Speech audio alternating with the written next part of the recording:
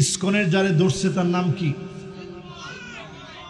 চিন্ময় নামে যে লোকটারে ধরছে, আমরা দেখতেছি কিছু আফসোস করা ব্যক্তি চরম আফসোসে ফেটে পড়ছে। চিন্ময়ের মতো ব্যক্তি দোষ করার কারণে যদি অ্যারেস্ট হয়, আমরা বলবো খতিয়ে দেখতে থাকেন, তাকে ছাড় দেওয়া যাবে না। আলেমদেরকে যেইভাবে ডান্ডা মেরে পড়াইছেন, তাকেও ডান্ডা মেরে পড়াইতে হবে, ঠিক কিনা বলে? চট্টগ্রামকে যারা উত্তাল বানায় দিচ্ছ, চট্টগ্রামে যারা আমার সাইফুলকে হত্যা করেছ, জবাব দেওয়া লাগবে। ইঞ্চি ইঞ্চি মাটির কোন জায়গায় পার পাবা না, সার পাবা না। এত সোজা না বাংলাদেশ। এই দেশের ভিতরে আমরা বারবার বলি, সাম্প্রদায়িক কোন দাঙ্গা আমরা চাই না, ভারতকেও আমরা শত্রু বানাতে চাই না।